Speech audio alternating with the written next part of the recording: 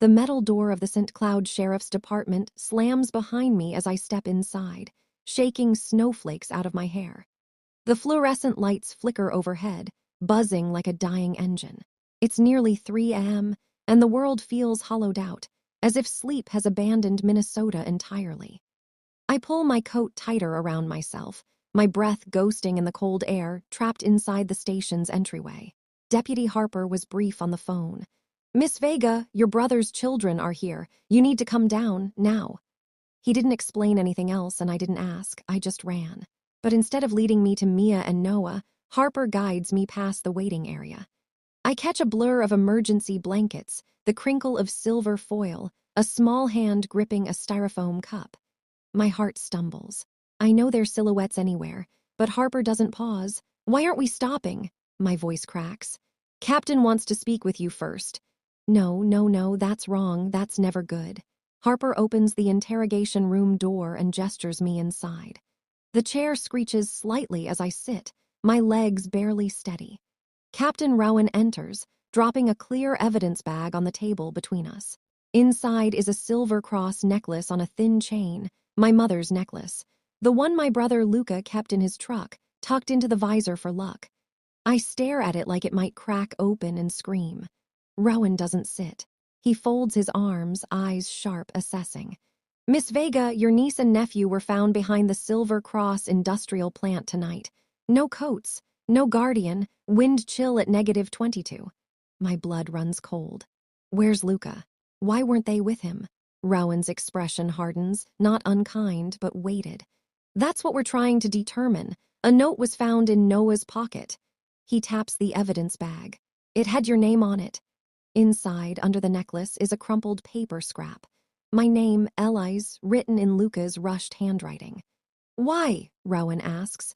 "Would your brother send 2 young children to an abandoned factory miles outside town? In these conditions?" "He wouldn't," my voice shakes. "Never." "Then who did?" I look at him, feeling the answer rise like dark water. "Their mother, Arya." Rowan's brows lift. "You believe she planted the children there?" "No. I believe she wanted them out of the way. I believe she wanted to punish Luca for leaving her last month, but speaking it aloud feels like detonating a mine. "There must be a mistake," I say instead. "Please, can I see the kids?" Rowan studies me, reading the truth directly from my trembling hands. Then he nods once. "Follow me." He leads me to the observation room. Through the glass, Mia curls into a blanket, her lips cracked. Noah stares at the floor, rocking, silent. Neither looks up. My knees buckle. This wasn't a mistake. This was deliberate. And whoever did this wanted it to look like Luca, and possibly me, were to blame. Rowan lets me have exactly 10 seconds of looking at the children before he steps back into the hallway with me and closes the door softly behind him. "You'll see them soon," he says, "after we get a statement." "A statement?" I choke. "Captain, I'm not a suspect." "Not yet." His voice is calm, almost gentle, but the words hit like ice. "But right now nothing about this situation makes sense, and 2 children nearly froze to death. I need clarity. Fast." He leads me back toward the interrogation room. My boots squeak on the waxed linoleum, too loud, too final. When he closes the door behind us again, it feels like a judge sealing a verdict. Rowan takes a seat this time. He watches me with a stillness that makes my skin itch. "Tell me about your brother." I swallow. "Luca Vega, 35, mechanic, reliable, protective. A good father. Where is he now?" "I don't know." That hurts to admit. "He was supposed to pick the kids up from school yesterday, take them for the weekend. Arya wasn't answering his texts." Rowan flips open a small notebook. According to school pickup logs, the children weren't collected at dismissal. They were signed out by Arya at 3:12 p.m. My stomach twists. Then she had them. "Do you know why she would take them to Silver Cross?" "She wouldn't." My voice feels thin, fragile. "That plant closed 10 years ago. It's condemned." Rowan meets my eyes. "Someone left them there, Miss Vega, in thin sweaters, without gloves, without a phone. And they were told," Noah said this, "to wait for Aunt Elise." I feel punched. Hard. "I would never." "I know." Something softens in Rowan's eyes. "But whoever told them that wanted the story to point to you, and to Luca." My breath stutters. This is what fear sounds like. Captain, I whisper, I think Arya is framing us. Why? Because Luca finally filed for custody. Rowan goes still. She's fighting it. She's furious. She said she'd burn our whole family to the ground before letting Luca win. A sharp exhale. Rowan writes that down. We found tire tracks near the drop site. F-150. You know anyone who drives one? Everyone in this county, I say bitterly. But Luca's truck has a dented left fender. Rowan's gaze sharpens. It wasn't him. Tracks showed no fender drag, and we canvassed. His truck hasn't been seen since yesterday. The room tilts. You mean it's missing? Or he is? I grip the table, trying not to drown in panic. You're saying Arya might have. I'm saying, Rowan cuts gently, we need to find him fast. My pulse is an animal trapped in my throat. He leans forward. Miss Vega, do you know anyone who'd help Arya pull something like this off? Yes. The name tastes poisonous. My parents. I wasn't ready to say the words, not even to myself, but letting them out feels like opening a wound that's been festering for years. Rowan doesn't flinch. Explain. I take a breath that scrapes like glass inside my chest. My parents never liked Luca's choices. They resented that he married Arya, said she was beneath him. And when the marriage fell apart, they blamed him anyway. My jaw locks. They've always believed appearance matters more than truth. And what would framing you accomplish? Discredit us. Make Luca look unstable, irresponsible. Make me appear complicit. The realization slides in like a blade. If we look compromised, Arya has a stronger custody claim. Rowan nods slowly, his eyes darkening. Would your parents go this far? A bitter laugh escapes me. Captain, my mother once forged a doctor's letter to keep me from auditioning for a conservatory because she thought music was an unflattering hobby. Rowan lifts an eyebrow. That's dedication. That's control, I correct. He taps the necklace inside the evidence bag. The cross, this was found near the kids. You're sure it belongs to your brother? Yes. He kept it in his truck. You're certain you didn't drop it? I haven't touched it in years. Rowan studies me another moment, then stands. Let's talk to the children. My heart jolts. They're awake. No. But kids talk in their sleep sometimes. And I want your voice near them. Might help. He leads me to the small recovery room where Mia and Noah lie under thick blankets. A medic sits nearby, chart in hand. The soft beeping of a pulse ox monitor fills the room. I kneel beside the bed. Mia's lashes flutter. Auntie? I'm here, sweetheart. I stroke her hair. You're safe. Her lips tremble. We waited for you, like Mommy said. My throat knots. I know, but she didn't take you to the right place. Noah stirs. His voice is hoarse. Mommy said you'd bring hot chocolate. My heart fractures. And where did Mommy take you before that? He frowns, concentrating. A big building. Loud like metal talking. Metal talking. Rowan leans in. Machinery. Noah nods weakly.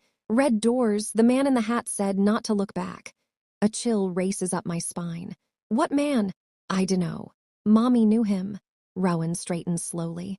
We need to pull security feeds from the industrial park perimeter.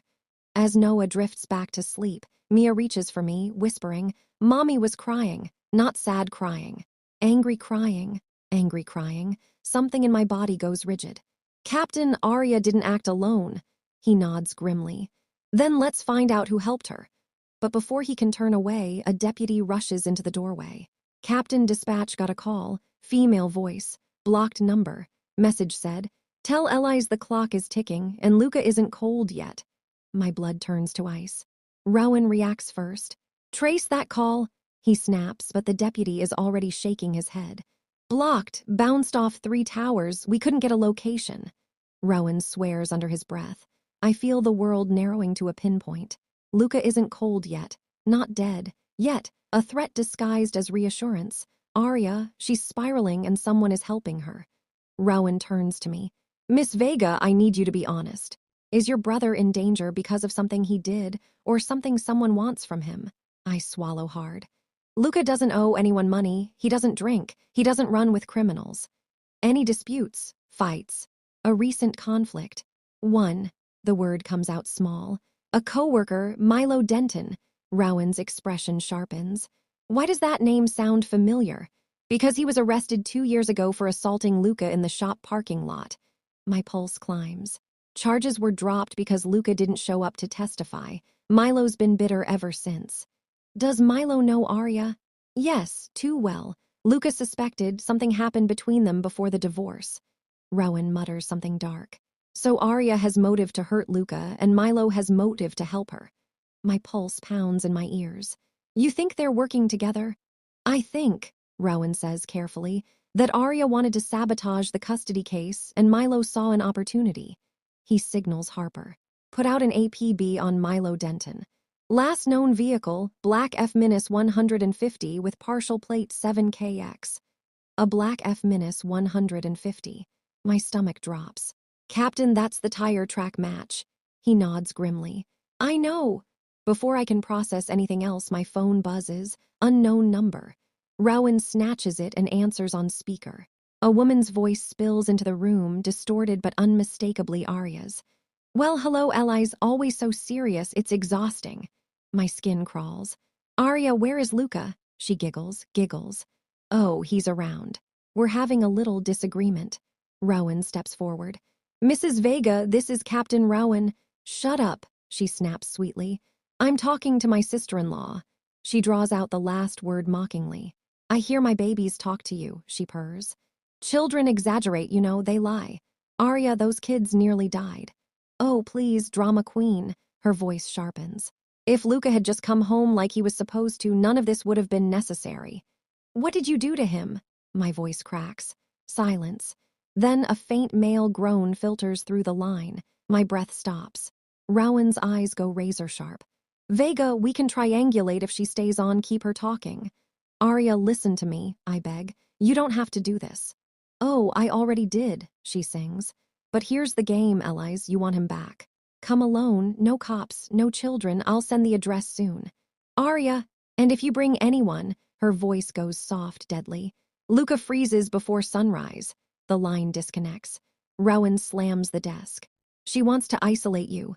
She wants a bargaining chip, I whisper. No, Rowan says. She wants a witness, someone to blame. Before I can reply, Harper rushes back in. We trace the bouncing pattern. It originated near Pine Hollow Road. Rowan stiffens. That's where the old grain silos are. My breath leaves my body. Arya is luring me into the most isolated place in the county. And she has Luca. The command center erupts the moment Rowan gives the location. Deputies pull up maps, radios crackle, boots thud across the linoleum as officers prepare to mobilize. But Rowan doesn't look at them. He looks at me. She wants you alone. That means you're not going alone. I have to, I argue. If she sees cops, she'll kill him, Rowan finishes, jaw tight. I know, that's why you're not walking into that silo without backup. I cross my arms, desperate. She said she'd send the address soon. If I wait for you, she might change her mind. Rowan steps closer, lowering his voice. Allies, listen carefully. Women like Arya, they escalate. They don't think in straight lines. They think in spirals. The moment she brought Luca into this, the game changed. She won't hurt him if I... She already has, Rowan says, and there's no softness in his voice now. Whatever we find at the silo, we have to be prepared. I swallow hard. What do you need me to do? He exhales, relieved I've stopped fighting him. When she sends the location, you'll drive there. Alone. But we'll be 2 minutes behind you, staying off comms, lights off. You keep your phone in your coat pocket, camera on. We'll see and hear everything. And if she takes the phone... She won't, Rowan says. She wants you to see something. She wants reaction. He's right. Arya doesn't think like a criminal, she thinks like a performer, a manipulator, a woman who believes her pain justifies destruction. My phone buzzes, a text, one address. Pine Hollow Silo 3. Come now, alone. I show Rowan. He nods once. Let's move. The drive to Pine Hollow feels like threading a needle through darkness. Snow whispers across the road in long, cold sheets. Pines crowd the highway like black teeth. I keep both hands on the wheel, knuckles white, heart hammering so hard it reverberates in my ears. I turn onto the access road. Ahead, 3 abandoned grain silos silhouette against the moon. Silo 3 leans slightly to one side, rust scarring the metal like old wounds. The wind keens through cracks in the structure. My phone buzzes again. Stop. Get out. Walk. I obey. My boots crunch on frozen gravel. The cold is brutal, slicing through my coat. Behind me, far enough to be invisible, Rowan and his team shadow my steps. The silo door groans as I push it open. Inside, darkness swallows everything. But then, a light flickers. A single lantern sits in the center of the silo floor, illuminating a small patch of concrete. And beside it, my breath fractures. Luca. He's tied to a support beam, bruised, blood on his brow, lips blue from the cold. Eli's, his voice is a rasp. I run to him, but a voice echoes from the shadows. Don't move. Arya steps into the lantern glow, hair wild, eyes glittering with manic triumph. You came, she whispers. Good, now you can watch the rest.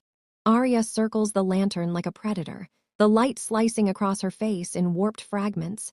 Beautiful, furious, unhinged. Her breath plumes in the cold, but she doesn't seem to feel it. Her heels crunch on frozen gravel as she walks. Step away from him, she orders sharply. I raise my shaking hands. Arya, please. Don't Arya me like I'm the problem, she spits. Luca is the one who abandoned me. You're the one who poisoned him against me. You took my family, allies. My voice trembles. You nearly killed your children. They were fine, she snaps, eyes blazing. Kids are resilient. They would have warmed up. But I had to get Luca's attention somehow, didn't I? He wouldn't come home. He left because you were hurting them, I say. Arya's laugh splits the air, sharp, brittle, unhinged. Oh, I hurt them, please, Luca is weak. And you, she points at me like a blade. You've always wanted to be their savior, their perfect aunt, Miss St. Eli's. Her voice melts into a hiss. Tonight, I fix all of that. She turns toward Luca, lifting something from her coat pocket. Metal glints, zip ties, she tosses one at me. Tie your own hands now. My pulse spikes. If I refuse, she'll hurt Luca. If I comply, I'm helpless, I stall. Arya, the police know. That hits her like a slap, her pupils flare. You lied, you said you came alone. I did, I whisper. Don't. Her voice cracks, twisting. Don't make me the villain. You kidnapped your children, I say softly. You drugged Luca. You left Mia and Noah in the cold. I did what I had to do, she screams, the silo echoing the words back at us in hollow waves. Luca groans. Arya, stop, please. Her head snaps toward him. Don't beg. Not after what you did to me. You took them away. You took everything. Her breathing twists into short, frantic bursts. She's unraveling. Arya, I say, keeping my voice low, steady. Look at me. Slowly, she does.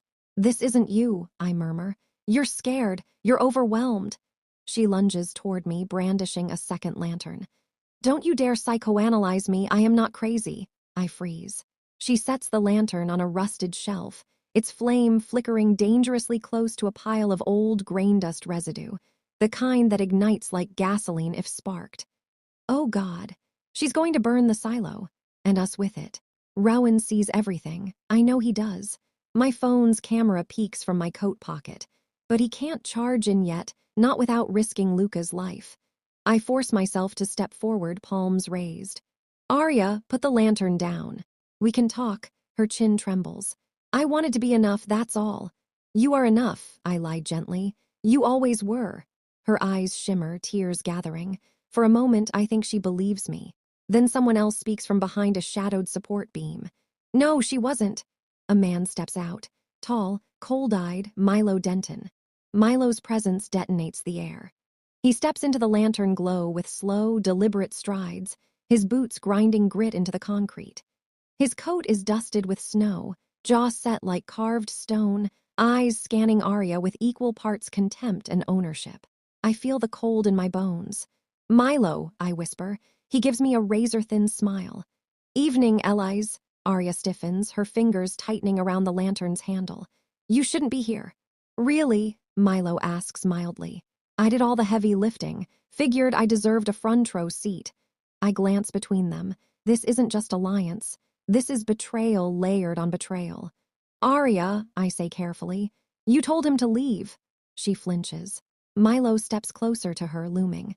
Funny thing, your girlfriend here forgot to mention she recorded your little meltdown on my truck dashboard camera. Arya's face drains. You what? Milo's smile widens, too sharp, too pleased. Insurance. See, sweetheart, you and I were supposed to get something out of this. Custody for you, revenge for me. He flicks a glance toward Luca. And maybe a chance to finish what I started. No, Arya breathes. This wasn't the plan. He grabs her wrist, squeezing until she winces. The plan changed. I step forward. Let her go. His eyes snap to mine. You shut up. None of this would have spiraled if Luca hadn't bobbied you his whole damn life. Luca lifts his head weakly. Milo, don't, Milo snarls. You ruined everything, Vega. You humiliated me at the shop. You think you can waltz into court and take her kids. Milo, stop, I say. He swings toward me. Too fast. His gun appears before I see where he pulled it from. Arya gasps. Milo, no! Shut up! He barks at her. I freeze, hands raised. Arya looks from the gun to Luca to me. Her chest rises and falls fast, frantic. This wasn't supposed to be violent, she whispers. Oh, grow up! Milo presses the barrel under Luca's chin. Luca groans, body stiffening against the beam. My heart stops. Rowan's men are out there, watching, waiting. But Milo is too close to Luca.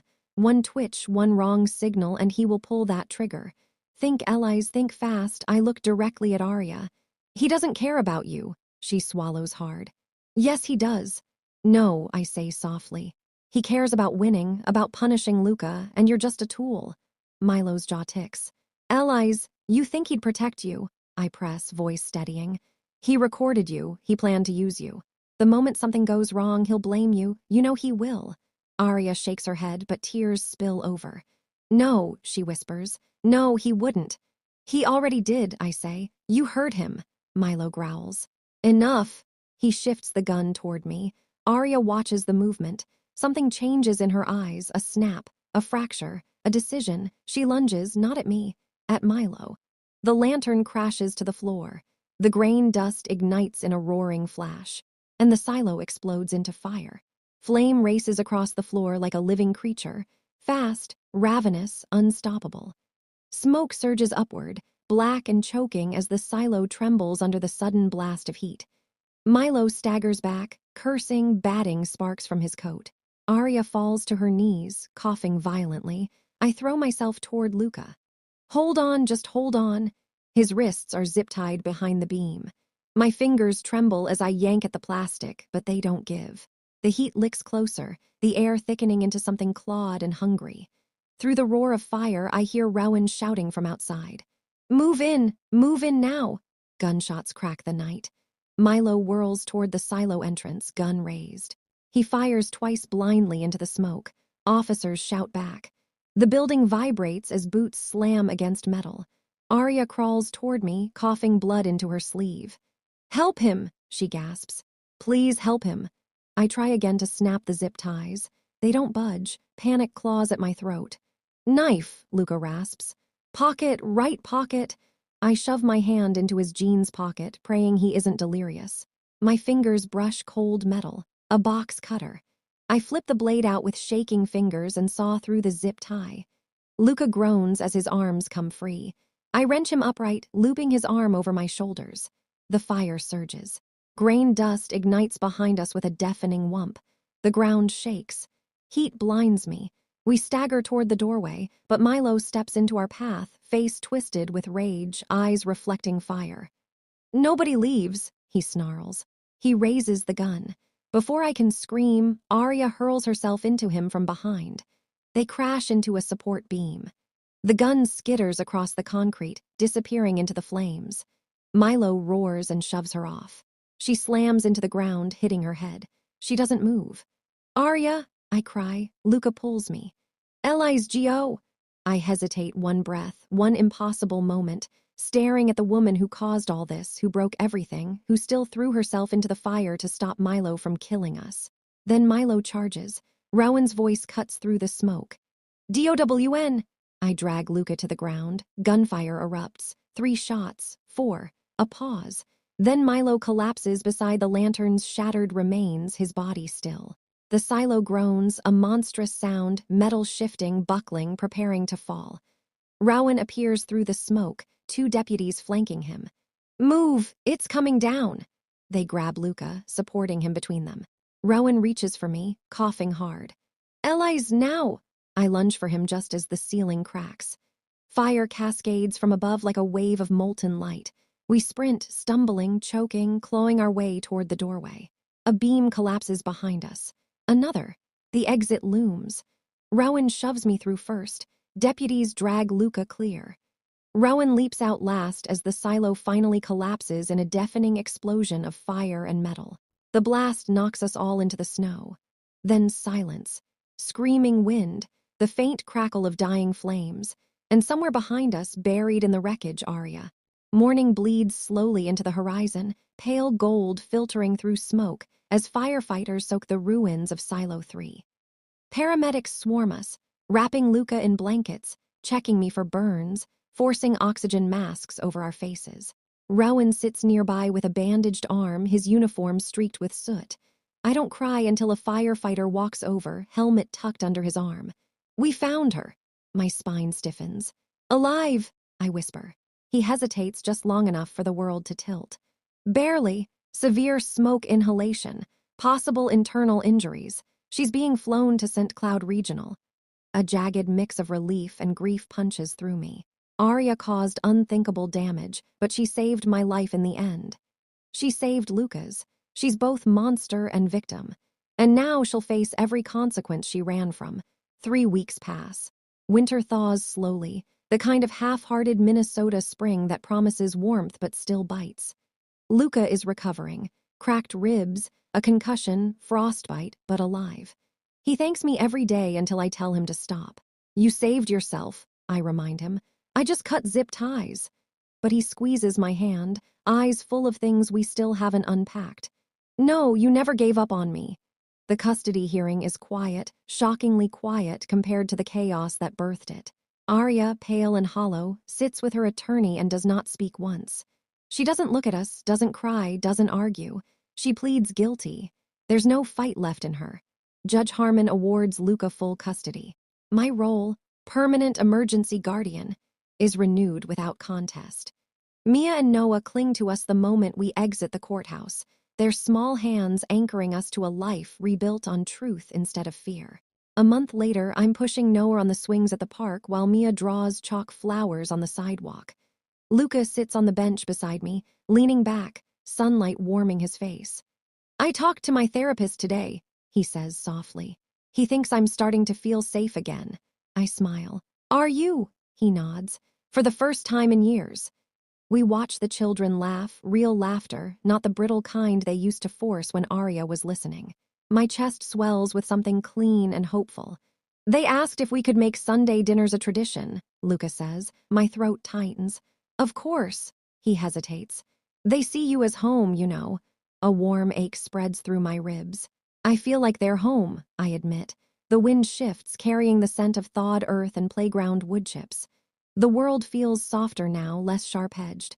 Luca looks at me, truly looks. "We survived because of you." I shake my head. "We survived because we didn't let anyone break us." He reaches over and squeezes my hand. "Then let's not break now." No sirens in the distance. No burning buildings. No calls in the night. Just a quiet park. A soft breeze. 2 children laughing under a patchy spring sky. A new beginning stitched from ash and truth. A family rebuilt, not from blood, but from choice. And this time it holds.